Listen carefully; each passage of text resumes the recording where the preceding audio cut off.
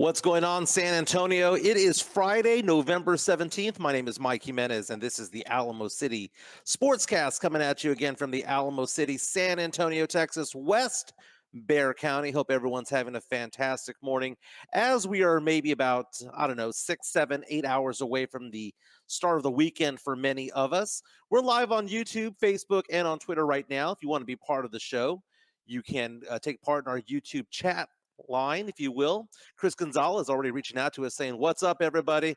Senior day at the Alamo Dome. That's right. Lots to get into today. Did you realize that ESPN is all about San Antonio today?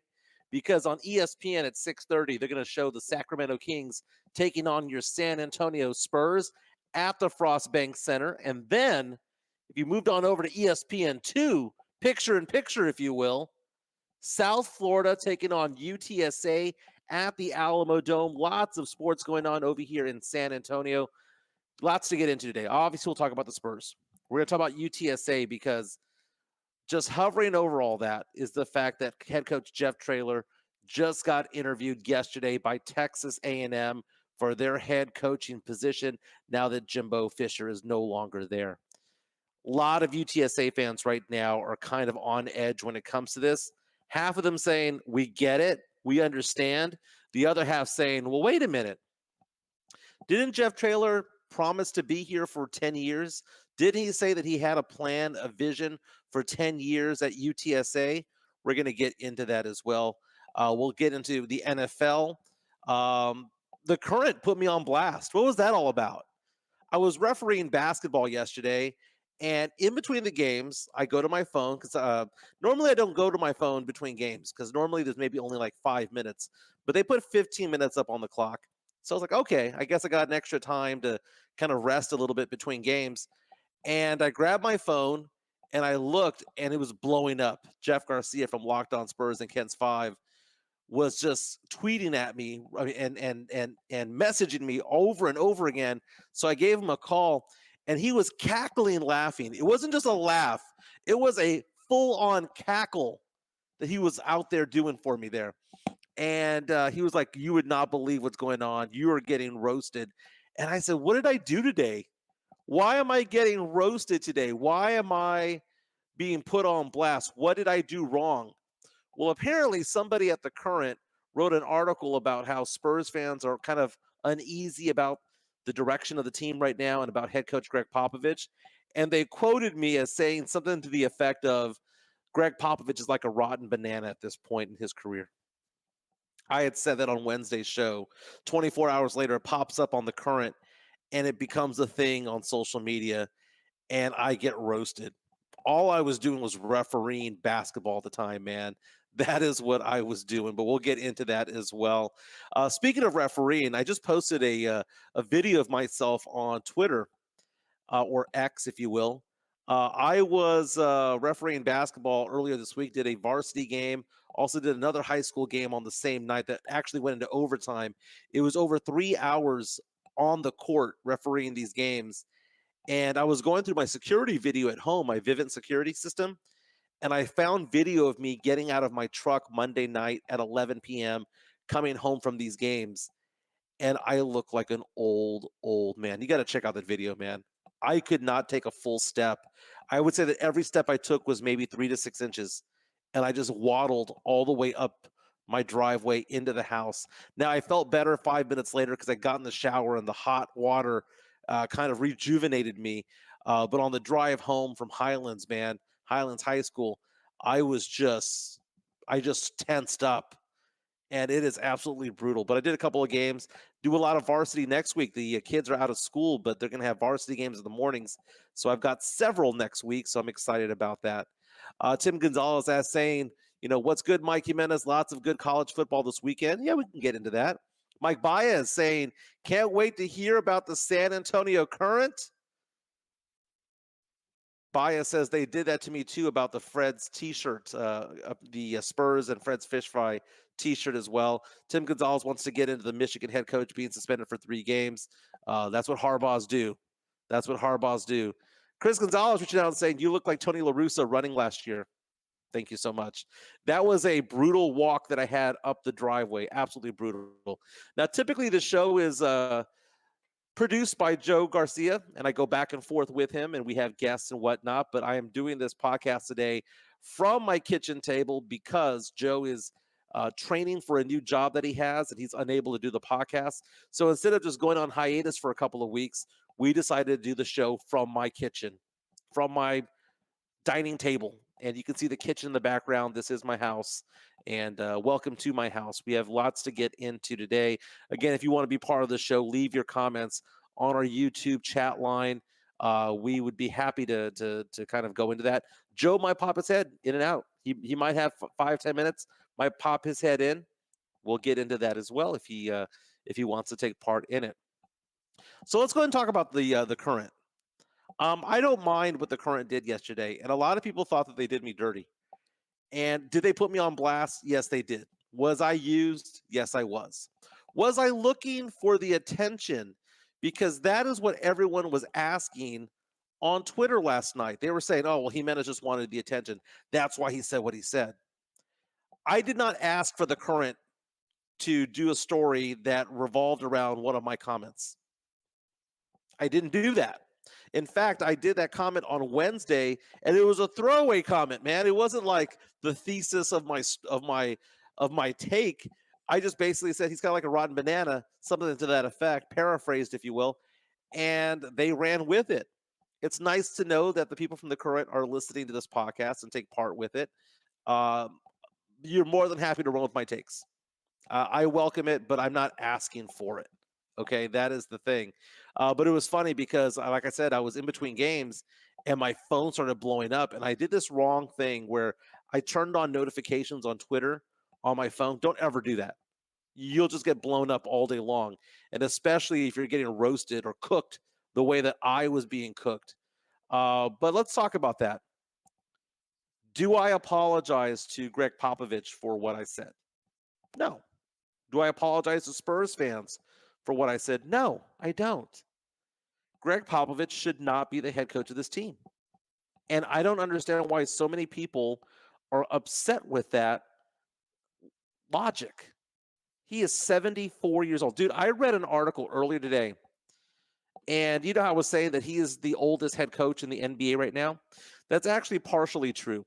It is true, but the bigger part of the story is he's the oldest head coach in NBA history. And on top of that, he broke that record back in November of 2020.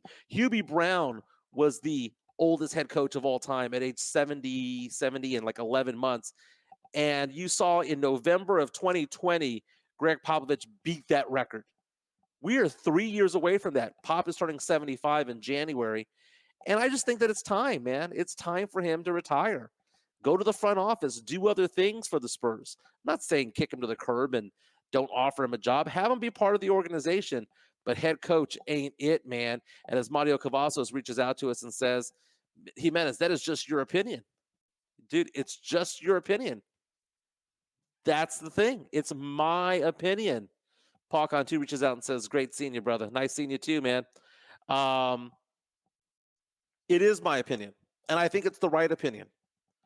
The problem is with a lot of Spurs fans is that I tend to see the elephant in the room, or I at least address it before everyone else does.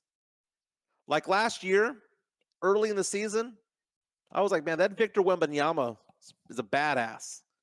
That guy is a generational talent. Lots of promise with that guy. Could be the greatest one since LeBron James. And you start reading these stories, and it was out early. People think that Victor Wembanyama became a thing like in April or May. No, that was from the get-go. The year before we were talking about Wemby. Wemby balled out at Summer League against the G League Ignite. Not this past summer, but the summer before. He and Scoot Henderson went toe-to-toe. He had 30-some-odd points. So Wemby being this generational talent was known far in advance. And because of that, even though there was only a 14% chance of getting him, I was an advocate of Team Tank. What did most Spurs fans do when I said that on Twitter all last year? That's just a loser's mentality, right? going on and saying that that's not the Spurs way. That's not what Pop does. We've never tanked before. And then I come back and go, wait a minute. We tanked for Tim Duncan. No, we didn't. That's revisionist history. No, we didn't.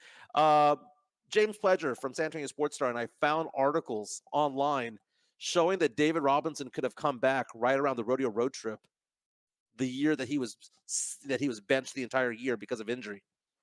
He was able to come back. They didn't. Why? Because there was a generational talent available in the draft, that being Tim Duncan, and the Spurs won the lottery. Somehow over the Boston Celtics, who had the number 3 and 6 pick overall in that draft. The Spurs tanked back then. And last year, I'm coming out saying, you know what, Spurs should tank. Outright tank. We need a top 2 or 3 pick. We need Wemby. We need Scoot. We need Brandon Miller. We need one of these guys. They should outright tank. And the venom that I got from a lot of Spurs fans, where they were pissed off at me about this. But who was right? Who was right? Team playing. Remember you guys? Team playing. Team we hooping. Remember you guys? Who won this one? Who was right the entire time? I was right the entire time. And I was one of the first. I said, hey, captain of Team Tank, baby. Captain of Team Tank. And I was saying this, and it was so funny because the Spurs, if I'm not mistaken, started out like 5-2. And they're like, no, man, we hooping. I'm like, no, this team sucks. They need a Wemby. And guess what?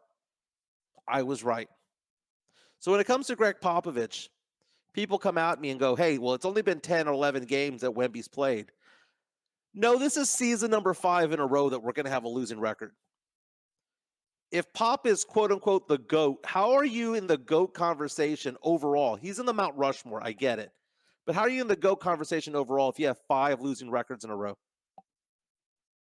Now, last year, the Spurs didn't have any stars, but there was times when the Spurs had DeMar DeRozan. There was times when the Spurs had DeJounte Murray. And if I'm not mistaken, they were either all-stars or former all-stars. He is 75 years old come January. It's time to go, man. He's 9 years older than Tom Landry when Landry was shown the door by Jerry Jones. It is time for him to go. So for me to come out and say that he's like a rotten banana, it's true. It's true. And if you take a look at TNT, if you look at Jeff Garcia's article on Kens5.com, again, follow Jeff Garcia at Jeff G Spurs Zone on Twitter and on Threads. I follow him on Spotify. Also, I follow him on YouTube as well. Locked on Spurs, which is your daily content when it comes to San Antonio Spurs coverage. He talks about the fact that a TNT commentator named Jared Greenberg, he was a guest on the Awful Announcing podcast when he spoke about interactions with Gregg Popovich, who's been the head coach of the Spurs for over 25 years. And he essentially goes on to say that Popovich shouldn't be condescending to the media and that he needs to be called to the carpet. No shit. Should have happened a long time ago. But the thing is that winners get to do what they want to do, right? That shtick that he does, where he's condescending to the media. By the way, FYI, I not only used to have a radio show here in San Antonio, I was a member of the sports media many, many, many years ago, back in the late 90s, early 2000s. And I would go to the Alamo Dome. I would go to the AT&T Center, no different, or it was SBC Center, or whatever it was back then, no different than Jeff Garcia does now. And I would do post-game interviews for the Spurs. You know, I would go and do it on behalf of KSAT 12 or of Ken's 5 or whatever the case may be. And was Gregg Popovich ever condescending to me? Yes, all the damn time. And think about that. This guy was in his 50s, and I was in my early 20s, and he's being a condescending dick towards me. What kind of grown-ass man does that to a 21-year-old, 22, 23, 24-year-old who is new to the business? The one that kind of would get in the way and would like stop all that was actually Doc Rivers. Doc Rivers was somebody who came up to me and goes, dude, I know you're young. I know you're getting used to all this. Just go with it. Just go with it. You know, Doc was actually mean to me on purpose.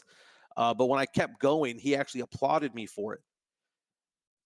I remember one time I interviewed Pop.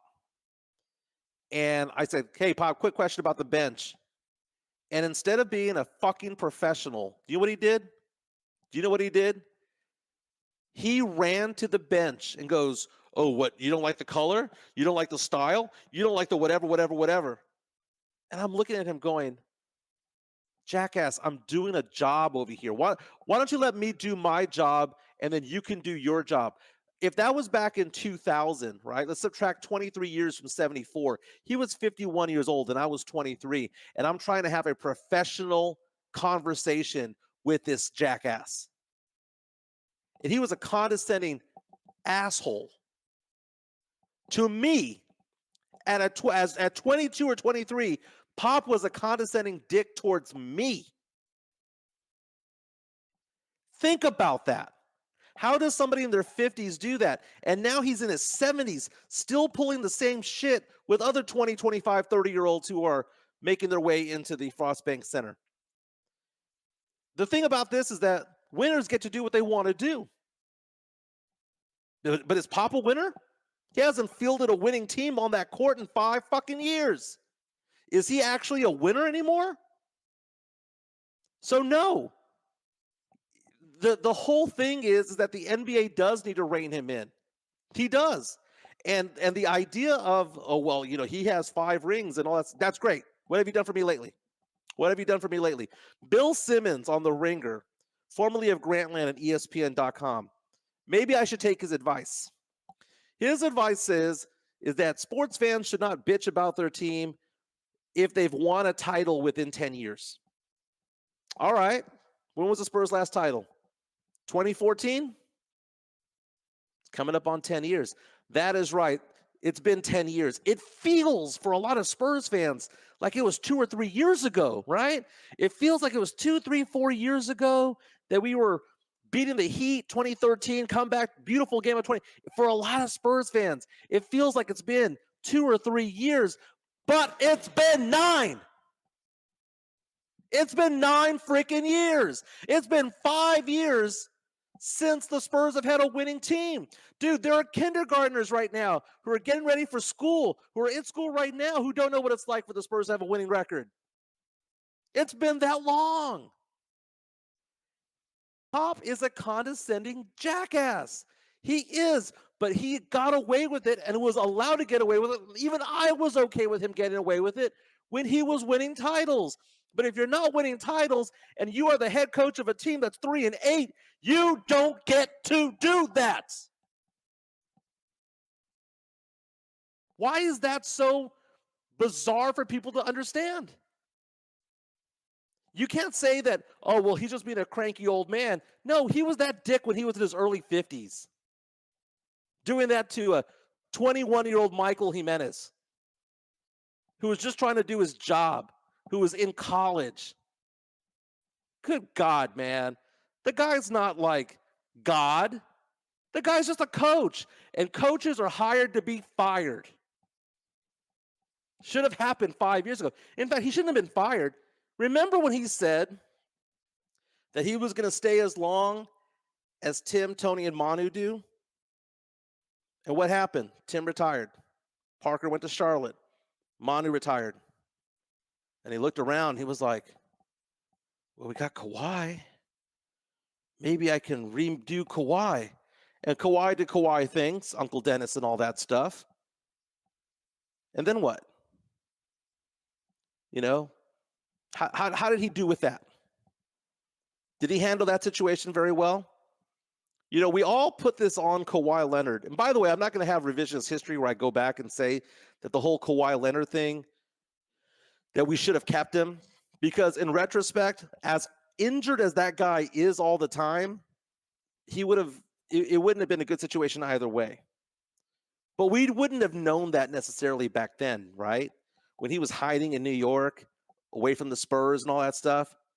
Did Pop handle that situation correctly or not? What is Pop's, I don't know, personality when it comes to these players, free agents? Why don't they want to come play with him? If he's an all-time great, why don't people want to play for Pop unless it's in like an Olympic setting? I don't want to hear about San Antonio being a small market. That might be part of the reason why. But could it be because he's a dick?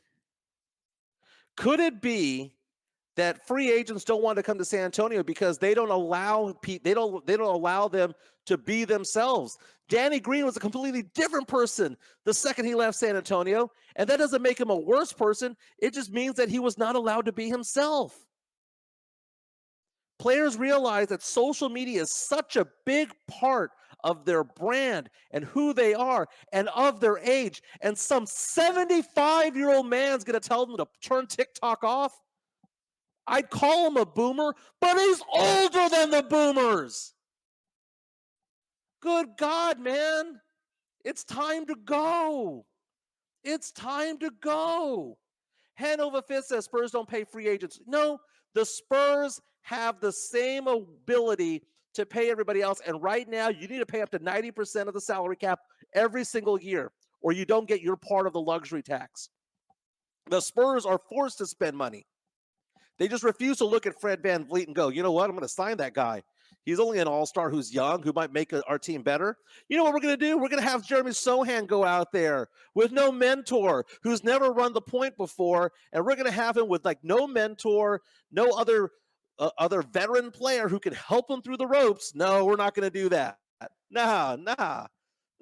We're good. We're good. Hey, look, we have this generational talent named Victor Wembanyama. You know, he's considered to be the greatest talent to come in since LeBron James over 20 years ago. You know who we're going to get him as a mentor? Nobody. That's what they did. That is what they did. And the head of the snake is Pop. Brian Wright, the hologram, might be the general manager.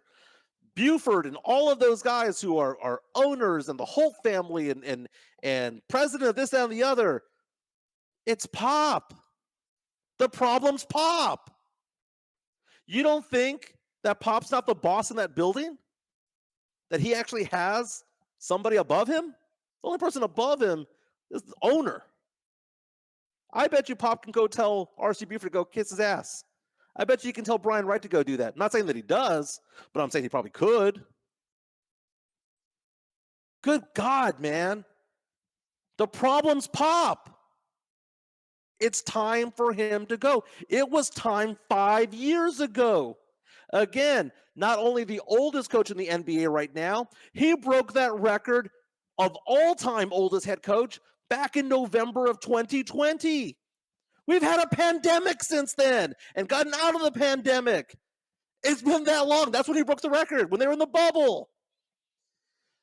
Oh my God. And then, so for the Current to put me on blast on all that, I find it to be hysterical because I enjoyed it. That's great. I don't care if people like me or not. Okay. There are a select few people in this world that I really care about their opinion. And there's only about maybe 10, 12 of those people in my life. Right. And if you become one of them, that is sacred to me. So when people say, oh, you're getting cooked on social media, Michael, you're a jackass or blah, blah, blah. And, you know, this is why people don't like you. And this is why, you know, your wife left you. And this is why blah, blah, blah, blah, blah. I don't care. I don't care. I'm a good person. I'm a good dad. I'm actually a good person. People who meet me out and about, who say that they don't like me, spend 5 minutes with me and suddenly like me. I am the Bill Clinton of sports here in San Antonio because even if you don't like me, 5 minutes of meeting me, you'll like me a lot. Okay? Who was it? Dwight Yoakam? You don't know me if you don't like me. That's the thing. But I can have strong takes about the Spurs because I'm passionate about the Spurs. I grew up with posters of Alvin Robertson, Gene Banks, and Mike Mitchell in my room. I was out at the Hemisphere Arena with my dad watching the top of Kareem Abdul-Jabbar's bald head going up and down the court. Dude, I was there. Who was the last player to make a shot at Hemisphere Arena? Trivia question. Someone type it in the chat. Who was the last player? Because I was there when that person knocked it down. The person who made the last shot at the Hemisphere Arena was Charles Barkley in the playoffs against the Spurs against the Suns. And I'll never forget, 1-point game. And I remember Barkley coming out with the eye of the tiger. Man, he just looked on fire, like he was just going to eat somebody alive. And David Robinson looking like a deer in headlights. They showed it on the Jumbotron. I remember looking at my dad going, we're not going to win this game. And I don't know if it was tied or a 1-point game, but either way, Robinson was guarding Barkley. Barkley at 6'3", 6'4". Robinson at 7 foot. Top of the key. Step back. Knocked it down from 20. Game over. Hemisphere Arena over. I was at that game. I was also at the game with the last Spurs home game before they won the 99 finals against the Knicks. I was there, man, all hugging people, hugging strangers. I've been through it all, man. And I'm frustrated like a lot of Spurs fans right now because we're not used to the Spurs losing like this. Are we like children right now who are coddled because we had year after year after year of 50-win seasons? Is that what it is? Because from the years 1990 all the way through 2018, it was nothing but win. And when we didn't win, when Robinson went down, we won Duncan. It was just win, baby. 50 wins every year. We're a contender, a top seed. Now we're 5 years removed from that. We're actually about 7 years removed from that, but we're 5 years removed. And did this all change when Duncan left? Did it all change when Kawhi landed on Zaza Pachulia's foot? Is that what happened? I'm frustrated as a Spurs fan. I'm like super frustrated. I'm frustrated because I fear that the old guard does not work for new players. I fear that the old guard is not only getting it wrong on the court, but the old guard's getting it wrong off the court as well. And that starts with Pop. Pop is a Hall of Famer, obviously. It's not he's a future Hall of Famer. He is one right now. Got inducted earlier this year at the Naismith, right? That was well-deserved and earned. But at some point, it's time to step aside. At some point, it's time to pass the torch. Dude, not to get into politics, man, but I am a 46-year-old man, and I am effing offended that the choices for president right now are Biden and Trump. I don't want an 80-some-odd-year-old president. I don't care if it's Democrat, Republican. It is insulting to the generations of Gen X. It's insulting to millennials, to Gen Z, and everybody else. Go away. Those in power who are 75 years old and older, go away. You've had your day in the sun. I don't care if it's the corporate world. I don't care if it's politics.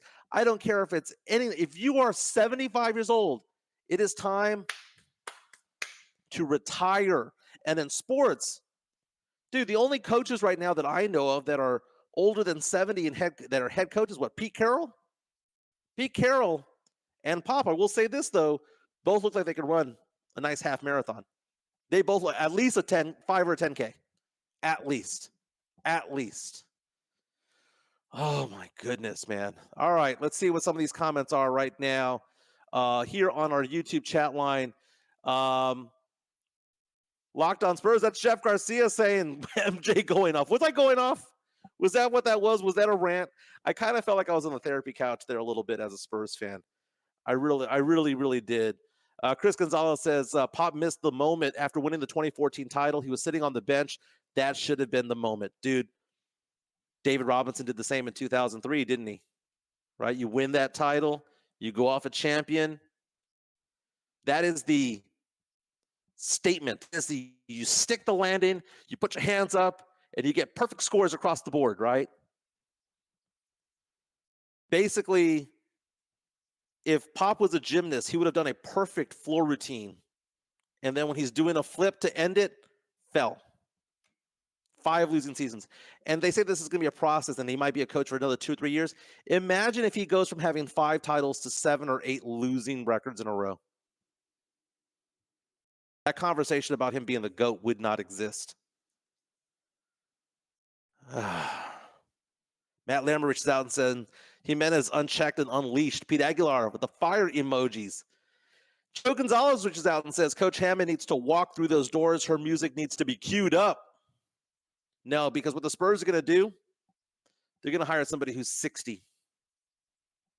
Spurs way, baby. Spurs way. So old. Mario Cavazos reaches out and says, I hope Pop stays until he's 99 now, and we'll have 10 rows of coach interns learning from the OG. Jonathan C. says, I can vouch Jimenez is a great guy, terrible singer. Dude, you caught me on the worst day. Dude, okay, Goldilocks zone, not too sober, not too drunk. That's the perfect time to karaoke. I went up there, John C., and I was already drunk already. Charlie Hernandez, Jimenez throwing heat today. Mike Baez, you're a good dude. Had a pleasure of having drinks with you, Hefe, and Pledge at the Rube that one night. That was fun times, man. That was fun times. Tex-Mex Frank says, Bill Clinton of San Antonio, great take. There's the reason why I say the Bill Clinton aspect of it all is because I remember seeing an interview with George W. Bush. Bush won the White House, defeating Gore in 2000, became president in 2001, if I'm not mistaken. And it was a tough battle because it was one of those things about they were going after Bill Clinton because of the Monica Lewinsky thing and the scandal. Even though he wasn't on the ballot, he kind of was on the ballot in a way. No different than Obama was on the ballot in 2016 when Trump went after Obama, even though Hillary was the opponent. But they were talking about, George W. Bush did this interview one time where he was talking about how he had never really met Bill Clinton before. And one of the things that they do as presidents, although Trump did break precedent because he refused to do this, is that if you are president of the United States, you are supposed to write a letter congratulating the next president, and you're also supposed to give them a tour of the White House. That's kind of a thing that's been going on for 200 years. And George W. Bush knew that Clinton would be doing this with him. And he thought to himself, he said in the interview that he was going to be kind of just standoffish, kind of like not want to give into his charm. And what ended up happening was within 5 minutes, Clinton apparently had George W. Bush, his wife, Laura, all the daughters, Jenna and Barbara and all them, had them in stitches just laughing and laughing and laughing. And that George W. Bush said, I cannot believe he got me. And they're friends now, apparently, because I cannot believe that they got me. Because I was taught to hate this guy because it's opposite of what I believe, opposite of what I think. I'm supposed to hate this guy. And that's the thing about me, is that, again, I go back to that line, Streets of Bakersfield. You don't know me if you don't like me, because I'm not a dick. I really am not. I'm just a passionate sports fan with strong opinions about it. And I happen to have a platform by which to do it, thanks to Joe Garcia. And prior to that, thanks to San Antonio Sports Star and all that stuff. I don't look for attention. I really don't. In fact, this whole tirade that I was going on right now about Popovich was not planned, was not scripted. I have no notes in front of me. I have nothing in front of me. I just got going. And that just shows that I'm just a passionate Spurs fan. And the thing about passionate Spurs fans is that just because I disagree with you or you don't agree with me doesn't make me any less of a Spurs fan. People coming out and saying, especially when I was on Locked On Spurs with Jeff Garcia, coming out and saying, well, no one's telling you to be a Spurs fan. Fuck you, man. I get to have my opinion, no different.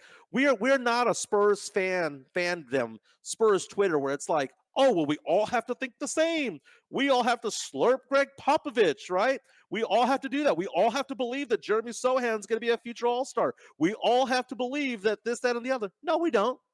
No, we don't. As much as I criticize Cowboy fans because of the, we damn boys and this is our year and all that crap that I've been hearing since Boys to Men was number one. By the way, trivia question, what was the number one song the day the Cowboys won their last Super Bowl? It was End of the Road by Boys to Men. It's been that long since they won a Super Bowl. Been that long since they've been to the conference championship game as well. But I will say this about Cowboy fans. They're not afraid to criticize Jerry Jones. They're not afraid to criticize Mike McCarthy or Dak Prescott. They're not afraid to criticize their own. Okay? That is a healthy fan base goes after their own, right? Because maybe it lights a fire up their ass or something, right? Why is it that Spurs fans are so freaking sensitive when it comes to things? Why? Why are you so sensitive? If I have an opinion about Jeremy Sohan and it's contrary to yours, why am I not just a Spurs fan who disagrees? Why am I a dick? Why? Answer me that, Spurs fans. I don't get it. I absolutely don't get it. We can disagree. We can agree to disagree. And at the end of the day, cheer for the Spurs, because half of you last year disagreed with me that the Spurs should tank. But that tanking got Victor Wembanyama. So instead of saying that maybe I'm wrong all the time, just say that maybe Jimenez might be right from time to time. And maybe, just maybe, I'm right about Gregg Popovich being wrong for this. Not all coaches are right for a rebuild, dude. I don't care if you're the GOAT or not. Phil Jackson couldn't turn this team around. Pat Riley couldn't turn this team around. You know who could? Eric Spoelstra. Do you know who could? Ime Udoka, Mike Budenholzer, Becky Hammond. There are some coaches who are designed for rebuilds, for projects. There are other coaches that are designed to make good teams great. The problem with the Spurs is that they're not a good team. So Pop's useless. To take a bad team to good, that's a different skill set. Okay? Right now, watching Pop try to coach this team is trying to watch. It's like watching somebody try to eat cereal with a knife, with a fork. When what we really need is a spoon. Oh my God, I'm going to say that I need a spoon, and that's going to be tweeted out there. Going into some of your comments there on YouTube right now, Jonathan C. saying, I want the guy that can get me $1.40 gas per gallon. There's no president that can do that. That's economics, baby. That's economics.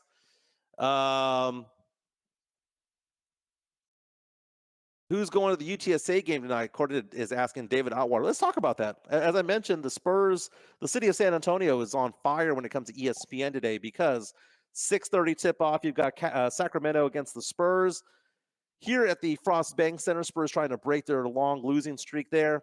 And then at 8 o'clock, South Florida at UTSA. They're playing at the Alamo Dome. And everyone's going to be looking at Jeff Traylor like, so you staying or going? You staying or going? And I am not trying to piss off UTSA fan. Do I have to go get my degree? My degree says University of Texas at San Antonio. Do I need to go get it? Okay, because if you disagree with me, again, agree to disagree. This doesn't make me a jerk. I hope Jeff Traylor gets that job at A&M. I hope he does, for him and for his family. That is a great opportunity for him. And the fact that he's even being considered elevates his profile. It shows that he's worthy of a Power 5 job. And the UTSA Roadrunners are in the American Athletic Conference, which is just one level below the Power 5, right? So we went from Sun Belt to Conference USA, then we went from Conference USA to the AAC. Those are big steps for this program to make, especially considering the fact that UTSA football is not even 15 years old. But a Power 5 job, no matter where it is,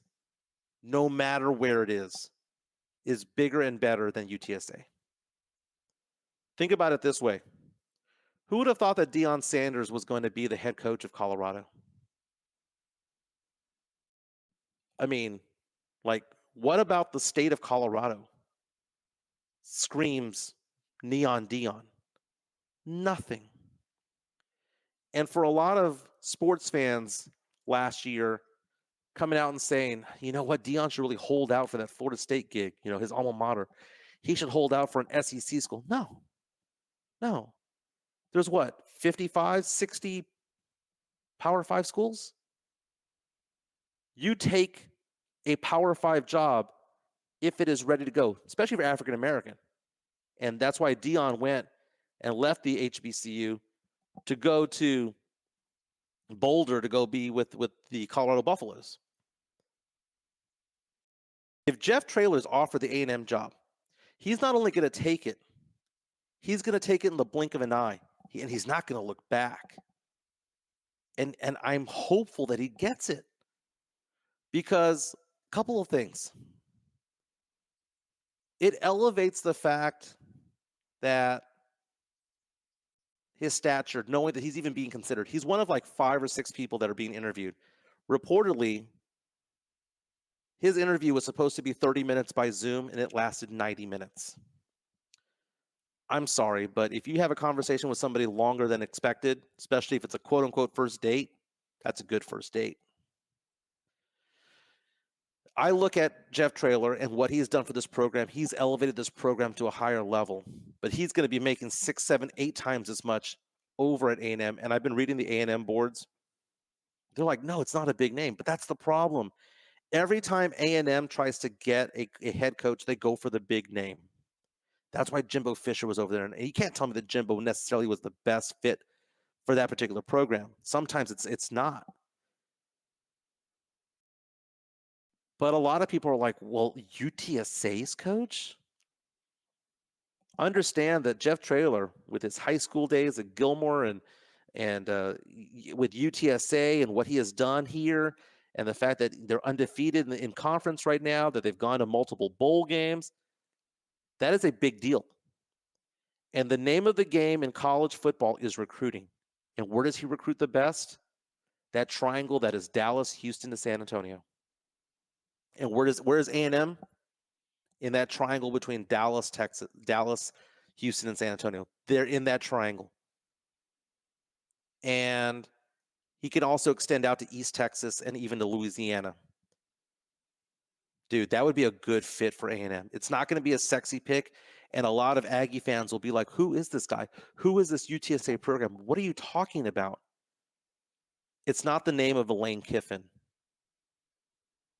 It's not the name of a Harbaugh or whoever else they're considering. They're not considering a Harbaugh, but Lane Kiffin reportedly is part of that mix. But it'd be a good thing. But what would it do for UTSA? You know, UTSA at that point would have to go off and get themselves a head coach, and there's one that people are talking about that is like local, and then there's also one that people are talking about that is how should I say it, a blast from the past when it comes to UTSA. I tweeted yesterday, if Jeff Traylor leaves UTSA, we'd have to go after GJ Kinney, right? And people are saying, no, Will Stein. So Will Stein, for those of you who don't know, Will Stein was part of Traylor's staff over there at UTSA. But Will Stein right now is over at Oregon as the offensive coordinator and quarterbacks coach. And Oregon is one of the top 10 teams in college football right now. I mean, they're a very, very good program. He's 34 years old, you know, so I mean, it's a young man. But there's another young man that's available, that could be available, up the street in San Marcos. Think about that. UTSA is arguably one of their biggest local rivals, being Texas State. GJ Kinney led Incarnate Word deep into the playoffs last year, went over to Texas State, took a crappy-ass Texas State team into bowl eligibility this year. They're a winning team this year. GJ Kinney has ties to San Antonio, has ties to the family of head coach Jeff Traylor. That guy is a mercenary, man. That guy is a coaching mercenary. He's going to go wherever it takes for him to be successful, and he wants to climb the corporate ladder, and the next step on that corporate ladder could be UTSA. I would love for GJ Kinney to be the head coach there. But if we're going to go after the Oregon offensive coordinator, I get that too, because he's been part of the program, and a lot of the players that he recruited are already here. They might be juniors and seniors next year. That would be a good pick as well. But think about that. That means that this position is elevated as well. For those fans out there who are saying, but Traylor said 10 years and he got that raise from Lisa Campos and all that stuff. I get it. But it's a business, man. It's a business. This isn't like the NBA or the NFL where you're not going to go from the Jets to the Cowboys midstream, right? Unless there's a trade, right? I mean, heck, you know, even Sean Payton had to be traded from the Saints to the Broncos. Broncos had to give up compensation because he was still under contract. In college, you can bail because there are provisions within your contract that allow you to bail. If that provision did not exist in Traylor's contract, he wouldn't have been able to have interviewed yesterday.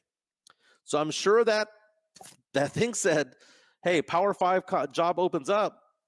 I want to be able to take it. And there's a reason why that provision's there. I know in his heart of hearts, he probably would want to stay here for 10 years, but there are certain job opportunities that you cannot pass up. And it's the SEC, for crying out loud. It's all that money. Dude, Texas A&M is doling out over $70 million to Jimbo Fisher to not do his job, just to get rid of him. And they're going to pay a new guy in there, what, $10 million a year tops, or a little bit more than that maybe, to come on in and take that position. This would be a great thing for Jeff Traylor. I'm hopeful that he gets that gig. Let's go back and see some of the stream going on over here. Unfortunately, I'm not able to kind of post it on there. Carlos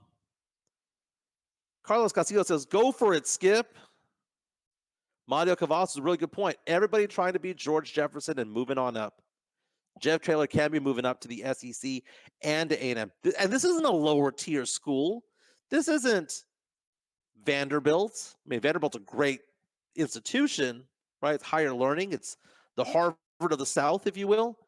But when it comes to not necessarily when it comes to football, he is going to A&M, a storied franchise, if he does go in that direction, if they offer him that job. Okay. But it is moving on up. MV reaches out and says, the thing with Stein is, would he leave Oregon in the midst of a national championship run? If Oregon keeps winning, I don't see him leaving unless UTSA can wait till mid-January. Doesn't happen that way, man. In fact, if Traylor is offered this job, he'd be gone before the Bulls. He wouldn't coach in the Bowl. He probably wouldn't even coach in any conference championship type of setting. That's the deal. Because recruiting starts early on in January, you need to have your staff in place. Not just the head coach, but the staff needs to be in place. And in fact, A&M has said that they want a staff in place by the first week of December. That'd be before the bowl games. Tim Gonzalez says, for example, if Jimenez was coach of UTSA and got interviewed by the Aggies, he would definitely take the job. That is true. Chris Gonzalez reaches out and says, if Jeff Traylor did not take the interview, I would have been pissed. Jacob Eric says, if Traylor leaves, San Antonio just needs to give him his flowers. That's true. He has done a lot for UTSA's program.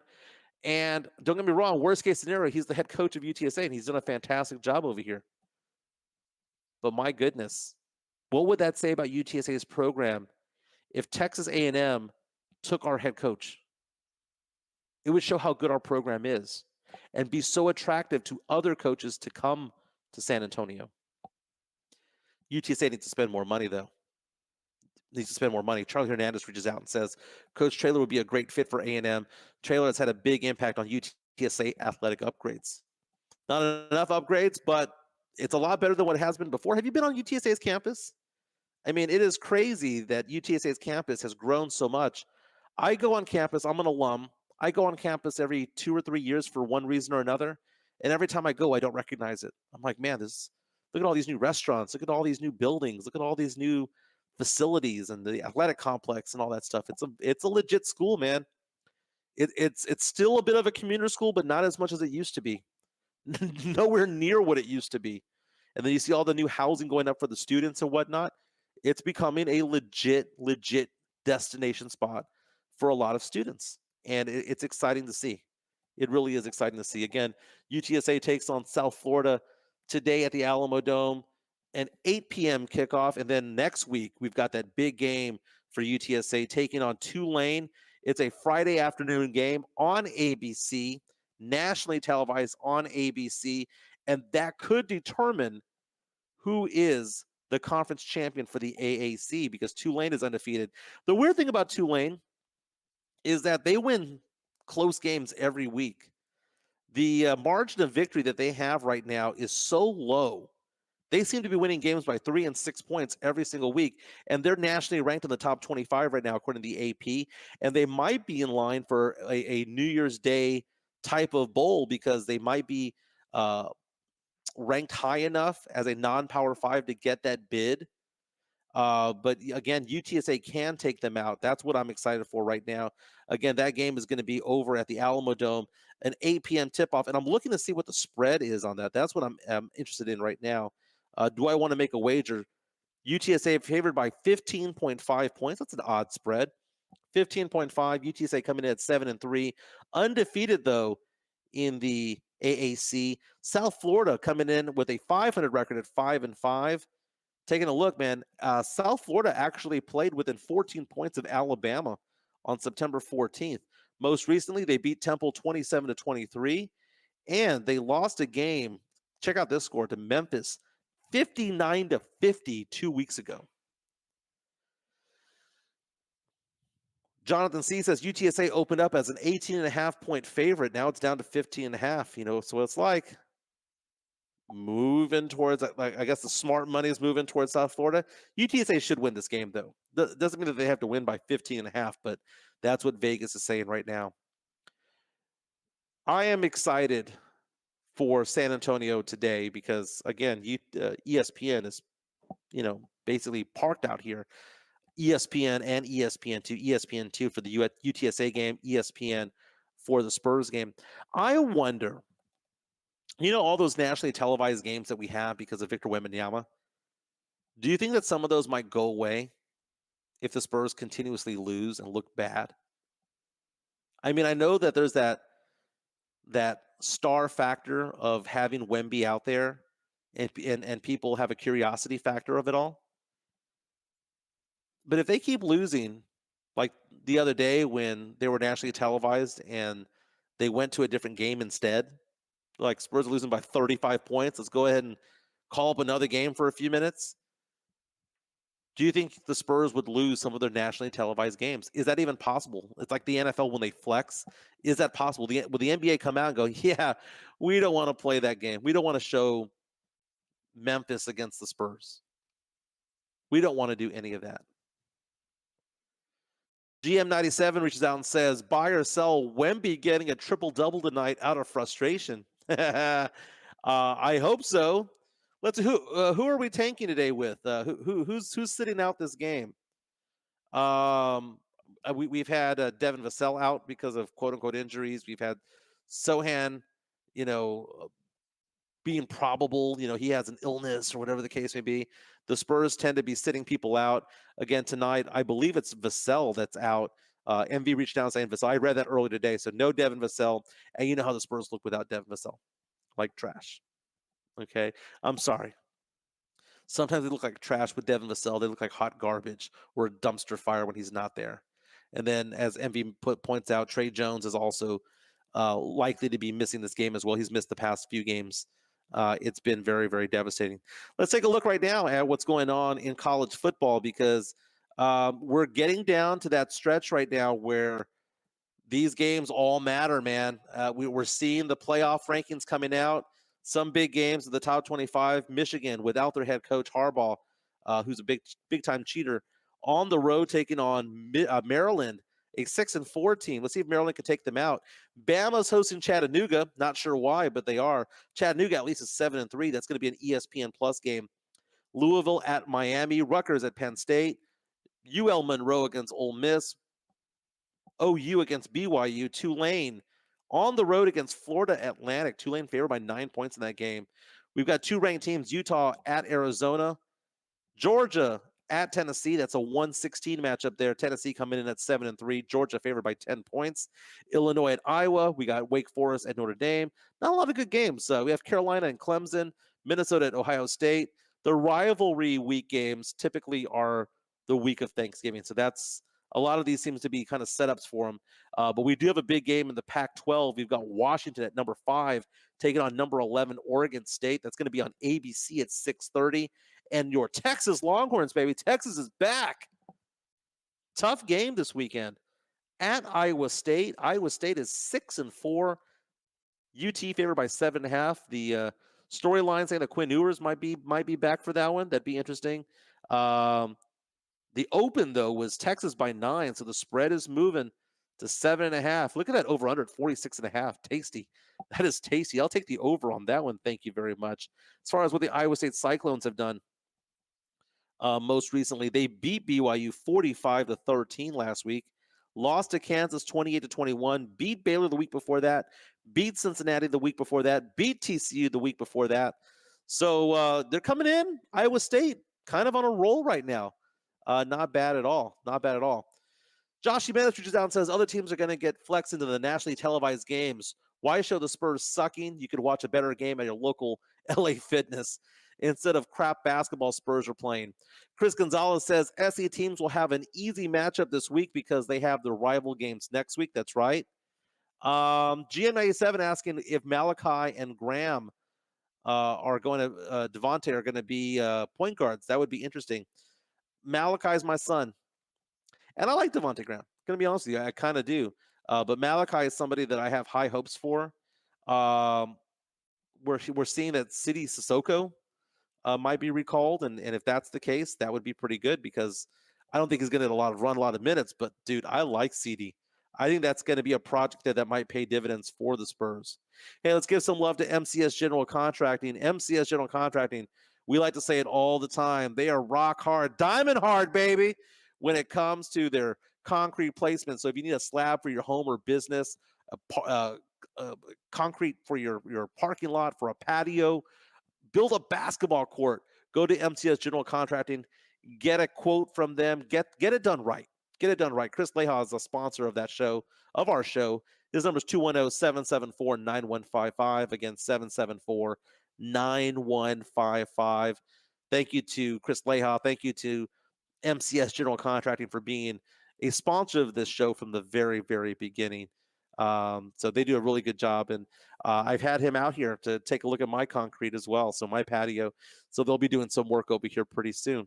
And it's the right weather for them, man, because dude, I'm sure that they were tired of doing concrete at 105-degree weather, but now when it's in its 60s and 70s, this is perfect weather for them to be outdoors doing their thing. Hanover Fist reaches out and says, Sohan is a 6'9" City Sissoko.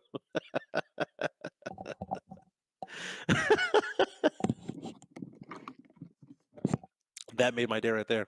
That's a good one. I don't know if that's a compliment or not. That's why I'm laughing at that. That's so much fun. Let's talk about the NFL because the NFL, I'm so excited for the Houston Texans. This is a good time to be a Houston Texans fan. They're taking on the Arizona Cardinals this weekend, a 12 o'clock kickoff. Texans are by 6 points, coming in at 5-4, and all this talk about CJ Stroud being an MVP candidate, and damn straight he should be considered such. He's going to be Rookie of the Year. He's going to be a Pro Bowler. But CJ Stroud is playing out of his mind these days. And I'm not just saying like from a fantasy perspective. I'm just talking about as a football player perspective. It is very possible that CJ Stroud is already a top 10 quarterback in the NFL, maybe even a top 8. The two hottest quarterbacks right now in the NFL, state of Texas, CJ Stroud and Dak Prescott. And if the Texans can win this game and go 6-4, and then next week beat Jacksonville, who they've already destroyed this year, and go 7-4, they'd be in first place and control their destiny to winning the division. And I think it's not only possible, but it's probable that that's going to happen. This is a team that's fired on all cylinders, offensively, defensively, and CJ Stroud right now is so clutch. And even bouncing back from that near pick 6 that he had, and it looked like he was throwing the game away, and for him to bring that team back and get the game-winning field goal. And I know Tyler Boyd missed that catch in the end zone, and it could have been a loss anyway, but it didn't happen that way. You gave CJ Stroud the opportunity, and he took that opportunity and went with it. That's exciting to see. That is a very, very good quarterback in the MVP race right now, even though he's only a rookie. Also in the MVP race is Dak Prescott. And wow, they got the Panthers. Again, here's the thing. Cowboys, what do? They beat up on the bad teams and they lose to winning teams. That's just what they do. So this week, I expect them to beat the living shit out of the Carolina Panthers, even though they're on the road in Carolina and even though they're playing on grass. The Cowboys play like trash on grass. You see them lose to teams like the 49ers and the Eagles when they play on grass, right? But this is a bad, bad Carolina team with an awful offensive line, with a quarterback that can't even see over the line. This is going to be a victory. They'll get it on grass. I don't think it's going to be close. I think the Cowboys win this game by at least 17 to 20 points, at least. And then the Eagles, though, Monday Night Football, we'll be talking about this on Monday, on the road against the Chiefs, the Kelsey Bowl. The Kelsey Bowl, Jason Kelsey versus Travis Kelsey.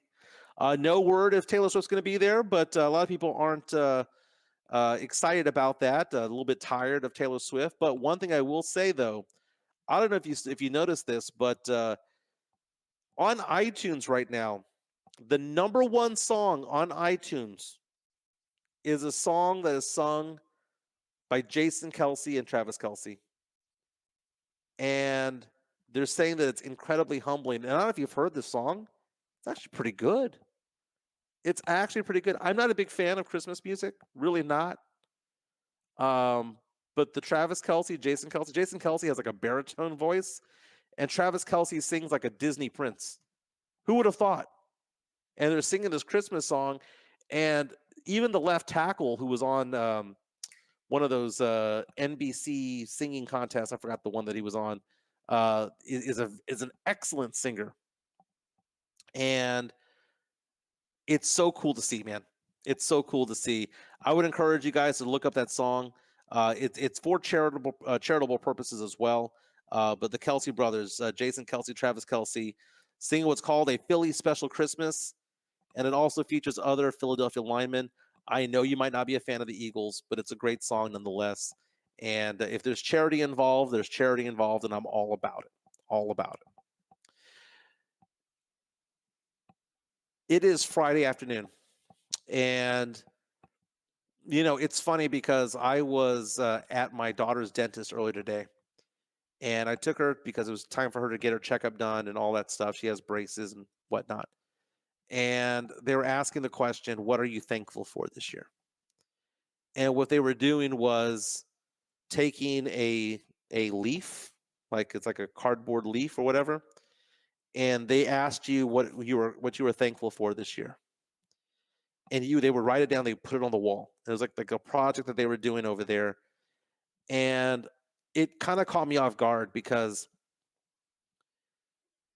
this has been like the worst year for me ever. And I my marriage went kaput, right? So I got separated. Lost my radio gig due to budget cuts. Not because I did bad takes. It was a budget cut move. My dog died. My favorite dog died. I still have 3 others, but the one that loved me the most died. My business partner up and left. He got a job elsewhere. And it's been a very difficult week. So it was weird when they asked me the question, well, what are you thankful for? And what I would say is this: I'm thankful for family. I'm thankful for my kids. I've been spending a lot more time with my kids when I can, a lot more quality time with them, because I don't see them 7 days a week anymore. I see them maybe 3 days a week, and I want to spend more quality time with them. Thankful for being able to spend more time with my family.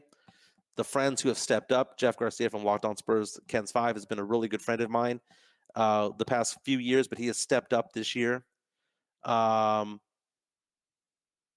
My business is as successful as it's ever been.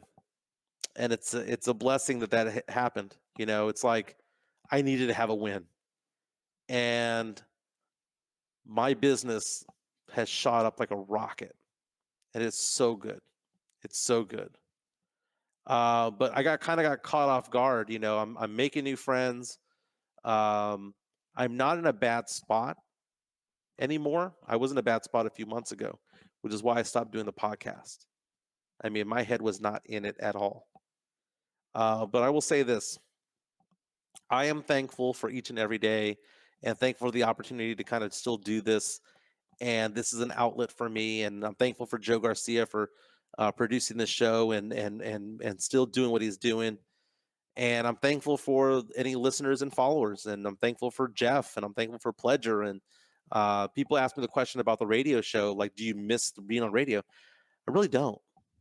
I was angry. I was upset and hurt when I got let go, but I am not upset anymore. It was the best thing that could have happened to me at the time. I didn't know it at the time, but it was the best thing that could have happened. And on top of that, um, I find it more freeing to do the podcast. It doesn't take as much time. I get to concentrate on my business more. I get to pick up my kids from school. I'm in a good spot, man. I'm in a good spot. I still have a lot of blessings, even though things didn't go my way this year. And I will say this though, Thanksgiving's coming up next week. Don't know how much how much of a podcast we'll do. So I'm kind of doing a Thanksgiving thing right now. Um, if things are going right, count your blessings. And if you know people who are going through tough times, the holidays might actually be a very, very rough time for them. Reach out to them and ask how they're doing, and just make sure that they're okay and at least enjoying the holidays a bit. This is going to be the first holidays since my separation and more than likely divorce next year. Um, it's going to be difficult, but my daughter Gabby's here. You know, she's here.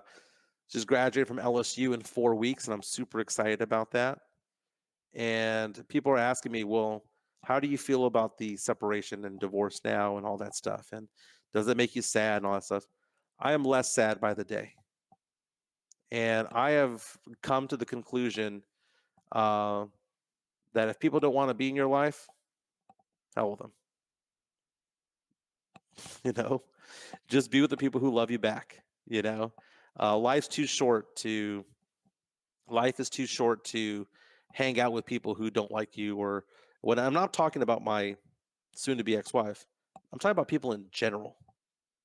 You know, I think that one of the things I did good this year was I cut out a lot of crap in my life. I cut out a lot of people in my life, and I've really focused on a handful of people. And I've had people who've stepped up that I hadn't seen in a long time. You know, my friend Alex and my friend Sean and my friend Richard and Jeff Garcia and Pledger and Minix and all Ryan Eagle. All these guys have Rudy J have all uh, kind of come up around me, and I have other friends that will remain nameless for a variety of different reasons that just have kind of um, helped me kind of get over what I'm going through.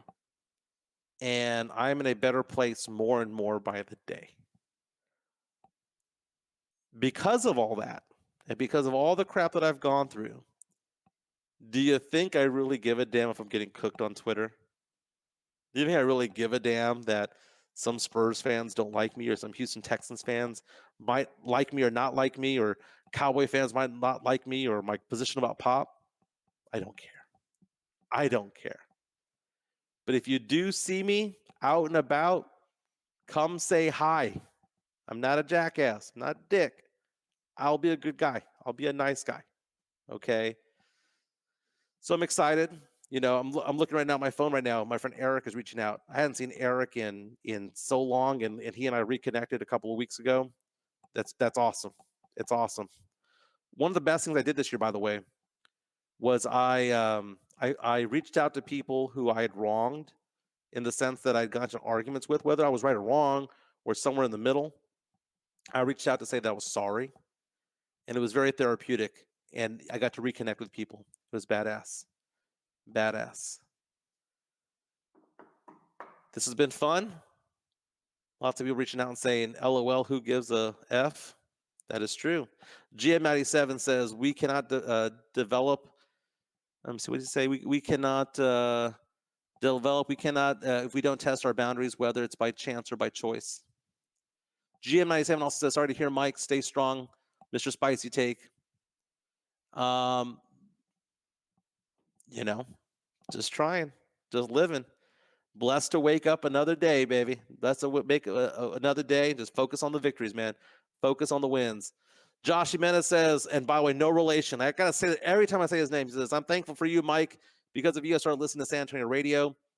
It's been a true bright spot to listen to the show. Have a great Thanksgiving. Yeah, thanks. He's thankful for his little daughter too. That's awesome. That's awesome.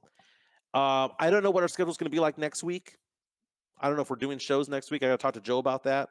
But if I don't hear from you guys, don't see you guys, happy Thanksgiving. Hug the ones you love the ones you love, and just make sure that you're good people. And it's okay to be spicy on Twitter. It's just fun, dude. It's just fun. Everyone have a great weekend. I'll see you guys, and happy Thanksgiving.